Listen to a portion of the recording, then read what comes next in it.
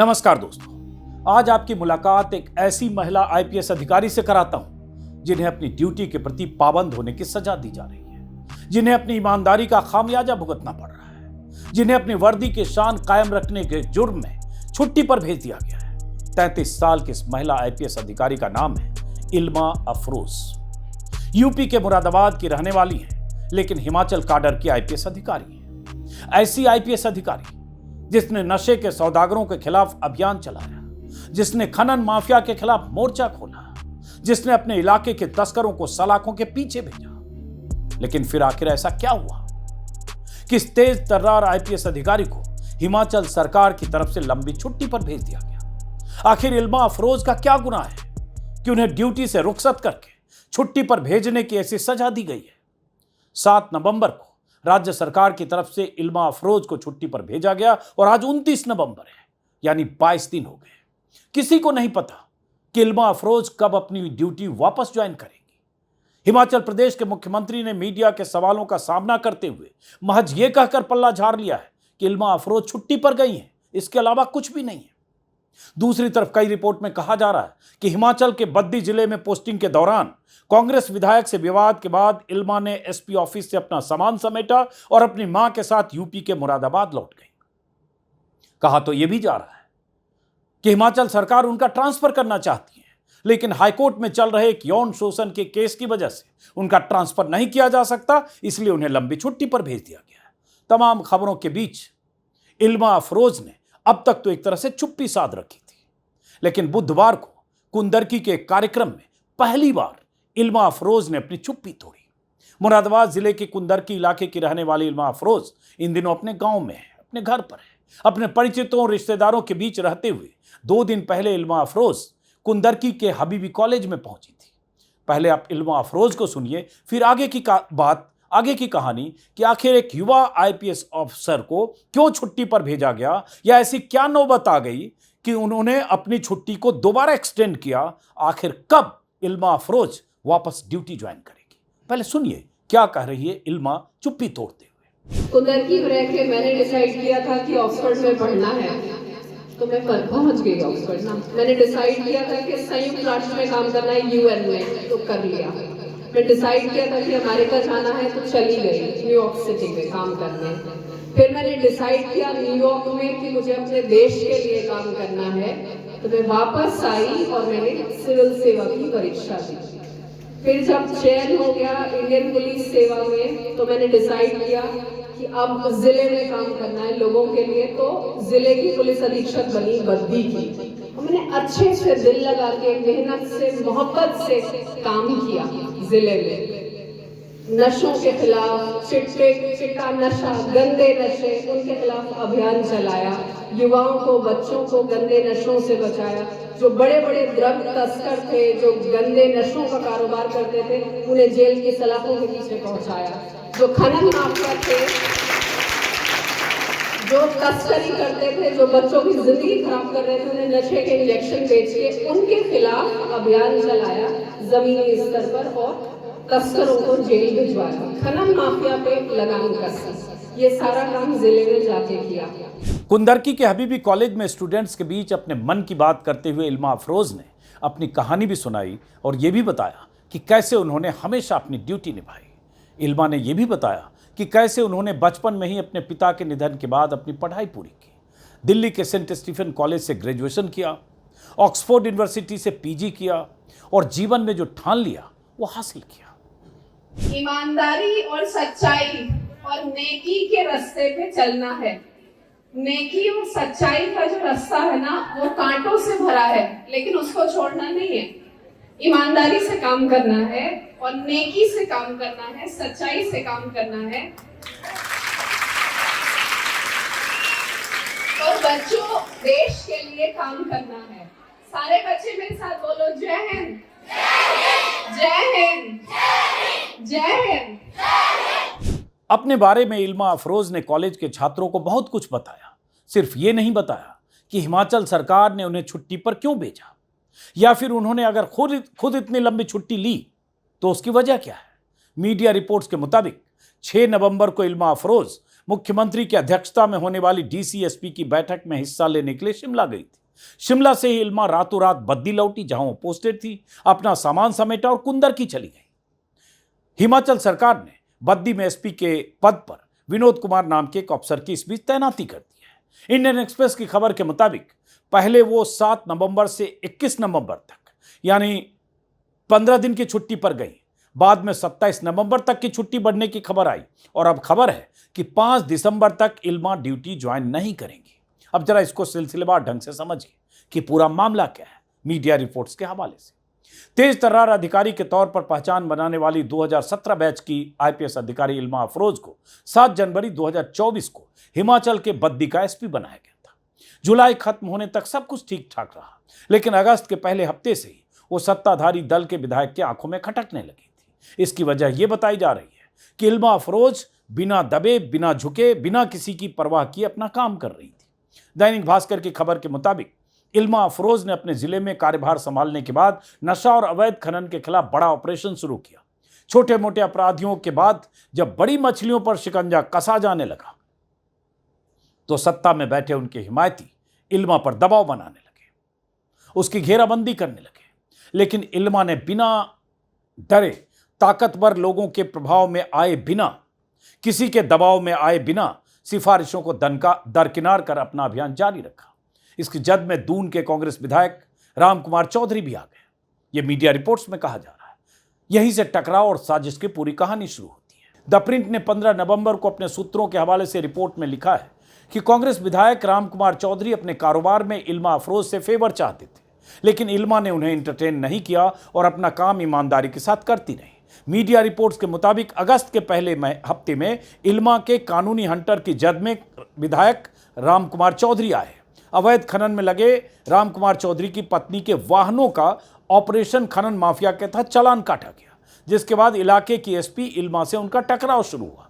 विधायक जी की पार्टी सत्ता में है, लिहाजा उनके अहंकार को ठेस पहुंचना लाजमी था। यह तमाम तरह की वेबसाइट्स पर और अखबारों में खबर छपी है। इस बीच इल्मा अफरोज के कार्यक्षेत्र में आने वाले बद्दी जिले में एक फायरिंग कांड हुआ। द प्रिंट ने रिपोर्ट किया है कि ताकतवर कांग्रेस विधायक के करीबी स्क्रैप व्यापारी रामकिशन की बुलेट प्रूफ गाड़ी पर ताबड़तोड़ गोलियां चली। पुलिस पर सवाल खड़े हुए, लेकिन जांच के बाद इल्मा अफरोज ने खुलासा करते हुए प्रेस कॉन्फ्रेंस करके बताया कि स्क्रैप व्यापारी ने साजिश के तहत खुद पर गोलियां चलवाई थी। खबर यह भी आई कि इल्मा के एसपी रहते हुए रामकिशन की ऑल इंडिया गन लाइसेंस की एप्लीकेशन रद्द हो गई थी और फिर उसने पुलिस सुरक्षा पाने के लिए खुद पर फायरिंग करवाई। इसके बाद इल्मा अफरोज ने ताकतवर नेता के करीबी और स्क्रैप व्यापारी रामकिशन पर झूठी साजिश रचने के चक्कर में केस दर्ज करवाया, यानी टकराव सत्ताधारी दल के विधायक से और जिले के एसएसपी के बीच। सत्ता में बैठे स्क्रैप व्यापारी के आकाओं को इल्मा का यह तेवर नागवार लगा और फिर इल्मा पर दबाव का सिलसिला शुरू हुआ और वो तेज हो गया। इल्मा को धमकियां मिली कि या तो उन्हें छुट्टी पर भेज दिया जाएगा या फिर बद्दी जिले से तबादला कर दिया जाएगा, लेकिन इल्मा फिर भी नहीं झुकी। इसके बाद कांग्रेस विधायक ने इल्मा के खिलाफ खुलकर मोर्चा खोल दिया। उन्हें विशेषाधिकार हनन का नोटिस भेजा गया। अब सोचिए, इलाके का विधायक, सत्ताधारी दल का दबंग नेता और इल्मा एक आईपीएस अधिकारी। टकराव बद्दी के लोग जानने लगे, समझने लगे। आरोप लगाया गया कि इल्मा उनकी और उनके परिवार की जासूसी करवाकर प्राइवेसी में दखल कर रही है। यह आरोप भी इल्मा के हौसले को तोड़ नहीं पाए। इसके बाद उन्हें फंसाने की साजिश रची गई, ऐसा बहुत सारे लोग मानते हैं। उनके धर्म को हथियार बनाकर सत्ताधारी दल के लोग उन्हें बदनाम करने की मुहिम चलाने लगे।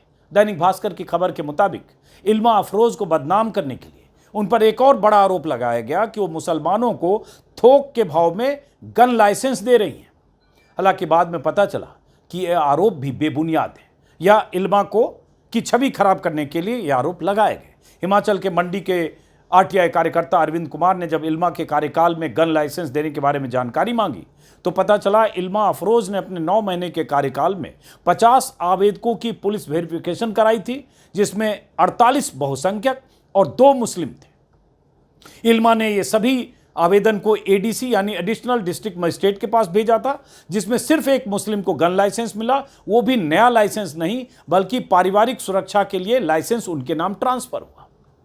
यानी कि इल्मा अफरोज के खिलाफ मुस्लिम परस्ती का या मुसलमानों को ज्यादा गन लाइसेंस देने का जो आरोप लगाया वो आरोप भी सही साबित नहीं हुए। इतना ही नहीं, दैनिक भास्कर ने तो अपने सूत्रों के हवाले से यहां तक दावा किया कि इल्मा को बद्दी से हटाने की पूरी तैयारी की गई थी। उनका ट्रांसफर कराने का प्लान रेडी था, लेकिन हाईकोर्ट बीच में दीवार बनकर खड़ा था, क्योंकि हाईकोर्ट के आदेश पर इल्मा अफरोज एक यौन शोषण के केस की जांच कर रही थी, जिसकी वजह से उन्हें केस की जांच के बीच से हटाया नहीं जा सका। लेकिन फिर एक दिन ऐसा आया जब उन्हें खुद ही सरकारी बंगले को खाली कर वापस घर लौटना पड़ा। अब वो कुंदरकी में। द प्रिंट की खबर के मुताबिक अचानक छुट्टी पर जाने से पहले आईपीएस अधिकारी इल्मा अफरोज हिमाचल की राजधानी शिमला में राज्य सचिवालय में होने वाले एक कार्यक्रम की तैयारी में जुटी थी, जो 7 और 8 नवंबर को होने वाला था, और इसी को लेकर 6 नवंबर को शिमला आई हुई थी। दैनिक भास्कर ने रिपोर्ट किया है कि 6 नवंबर को इल्मा मुख्यमंत्री की अध्यक्षता में होने वाली एसपी और डीएम की मीटिंग में शामिल होने आई थी, लेकिन फिर अचानक उसी रात को शिमला से वापस बद्दी लौट गई और फिर अपने सरकारी बंगले से सामान खाली कर अपनी मां के साथ, जैसा कि मैंने शुरू में भी बताया था, कि वो कुंदरकी आ गई। अब सवाल उठता, ऐसा क्या हुआ शिमला में? ऐसा क्या हुआ मुख्यमंत्री की मौजूदगी में? ऐसा क्या हुआ उस मीटिंग या के पहले या मीटिंग के बाद कि अचानक वो रात को लौटती हैं और उसके बाद वापस चली आती हैं सामान पैक करके? तभी से ये सवाल उठने लगे कि क्या इल्मा का खनन माफिया के खिलाफ कार्रवाई करना गुनाह था? क्या नशे के सौदागरों को सलाखों के पीछे पहुंचाना उनकी गलती थी? क्या अपराधियों पर नकेल कसने की हिम्मत दिखाकर उनसे बड़ी भूल हो गई? क्या कांग्रेस के स्थानीय विधायक के दबाव में ना आना इल्मा को महंगा पड़ा? इन सारे सवालों का जवाब कहीं से मिला नहीं, और इन सवालों को लेकर मीडिया ने कांग्रेस विधायक राम कुमार चौधरी से जवाब मांगा तो उन्होंने भी पूरे मामले से पल्ला झाड़ लिया। लेकिन ना तो सवाल खत्म हुए, ना ही सियासत। हिमाचल के मुख्यमंत्री सुखविंदर सिंह सुक्खू की तारीफ करने वाले पूर्व मुख्यमंत्री और बीजेपी नेता शांता कुमार ने खुलकर इल्मा के समर्थन में अपनी बात कही। शांता कुमार ने इल्मा को ईमानदार और साहसी अधिकारी बताते हुए कहा कि उन्हें इनाम देने की जगह कांग्रेस सरकार सजा दे रही है। शांता कुमार ने कहा कि मुख्यमंत्री को साहस दिखाते हुए गलत काम करने वाले नेता को सजा देनी चाहिए और इल्मा को उनकी वापसी उनके पद पर करनी चाहिए। सवाल उठने के बाद सुक्खू से लेकर पूरी सरकार ने जो सफाई दी वो हजम नहीं हो रही है। सुक्खू की तरफ से कहा गया कि छुट्टी पर जाने से पहले इल्मा अफरोज अपनी मां के साथ उनसे मिली थी। अपनी मां की तबीयत खराब होने की वजह से वो छुट्टी पर गई हैं। हिमाचल सरकार के प्रवक्ता ने कहा कि अभी इल्मा अफरोज को आउट ऑफ टर्न बद्दी का एसपी बनाया गया, अभी उनका बैच नहीं चल रहा था, यानी एक तरह से जताया गया कि उन पर एहसान किया गया। हालांकि सरकार की सफाई और दावे का दून के एक सामाजिक कार्यकर्ता ने ही पर्दाफाश कर दिया, जब उस कार्यकर्ता ने कुछ और जानकारी दी। दैनिक भास्कर के मुताबिक सामाजिक कार्यकर्ता कृष्ण कुमार कसाना ने इल्मा की आउट ऑफ टर्न नियुक्ति को गलत बताया और कहा इल्मा से भी जूनियर बैच के 2 आईपीएस अधिकारी बतौर एसपी काम कर रहे हैं, इसलिए इसमें ऐसा कुछ नहीं है कि उन्हें आउट ऑफ टर्न प्रमोशन दिया गया। बताया गया कि आईपीएस विवेक कुमार किन्नौर के एसपी हैं और आईपीएस मयंक चौधरी लाहौल स्पीति के एसपी हैं। यानी साफ है कि इल्मा की ईमानदारी के सामने सरकार ने गोरख धंधा करने वालों को तवज्जो दी या कुछ ऐसा है जिसका जवाब गले से नहीं उतर रहा है। अगर इल्मा भी चाहती तो विधायक के साथ साठगांठ करके पैसों की तिजोरियां भर सकती थी, जैसा कि बहुत सारे अधिकारी करते हैं। नशे और अवैध खनन करने वालों के खिलाफ कार्रवाई न करने की बजाय आंखें मूंदकर आराम से नौकरी कर सकती थी और लाखों कमा भी सकती थी, जैसे बहुत सारे अधिकारी करते हैं। लेकिन वो बहादुर बेटी की तरह सत्ताधीशों के सामने खड़ी रही, या विधायक या ऐसे दबंग लोगों के सामने खड़ी रही। बद्दी के कुछ लोगों ने हमें यह जानकारी दी कि इल्मा अफरोज न सिर्फ ईमानदारी से अपना काम कर रही थी, बल्कि इलाके के गरीब बच्चों को एसपी ऑफिस में बुलाकर उनके पढ़ने का इंतजाम तक करने की वजह से वो चर्चा में थी। कुछ तस्वीरें और वीडियो हमें कुछ लोगों ने बद्दी से भेजे और वो तस्वीरें देखकर लग रहा है कि इल्मा ने एसपी ऑफिस में बहुत सारे बच्चे नीचे दरी पर बैठे हैं और एलईडी स्क्रीन सामने लगाया और उन्हें एक तरह से शिक्षित करने की कोशिश कर रही है। एक आईपीएस अधिकारी इस तरह के सामाजिक काम कर रहा हो और अपने इलाके में चर्चा बटोर रहा हो और अचानक वो छुट्टी पर चला जाए या भेज दिया जाए तो सरकार को लानत है। मैं उम्मीद करूंगा कि हिमाचल के सीएम सुखविंदर सिंह सुक्खू पूरे मामले का गंभीरता से संज्ञान लेंगे और इल्मा अफरोज को उनके ओहदे पर वापस पदस्थापित करेंगे, क्योंकि अभी किसी को नहीं पता कि उनकी छुट्टी कब खत्म होगी और कब वो ज्वाइन करने वाली है। फिलहाल हम इंतजार करेंगे। और बद्दी के लोगों को अगर लगता है कि इल्मा के साथ नाइंसाफ़ी हुई है, मैं चाहता हूं मेरे फेसबुक पेज पर, मेरे यूट्यूब के कमेंट बॉक्स में कमेंट कीजिए। हम इस पर दोबारा वीडियो बनाएंगे, क्योंकि हम जानना चाहते हैं और हम आप तक पहुंचाना चाहते हैं कि कोई एक आईपीएस अफसर, युवा अफसर, महिला अफसर ईमानदारी से अपना काम करता है इलाके के दबंग लोग, खनन माफिया या अलग अलग गोरख धंधे में लगे लोग या तरह तरह के सौदागर उनके खिलाफ मुहिम चलाता है, तो क्या सत्ता प्रतिष्ठान ऐसे आईपीएस अधिकारी को ट्रांसफर कर देता है या छुट्टी पर भेजता है या सजा देता है? ये दुनिया के सामने बात आनी तो चाहिए। इसलिए कमेंट बॉक्स में आप लिखें, अगर बद्दी के लोग हैं, कि इल्मा अफरोज एक आईपीएस अधिकारी के तौर पर, एसपी के तौर पर बद्दी में कैसा काम कर रही थी। फिलहाल इस वीडियो को यहीं खत्म करते हैं, इल्मा को सैल्यूट करते हुए। फिर मुलाकात होगी। नमस्कार।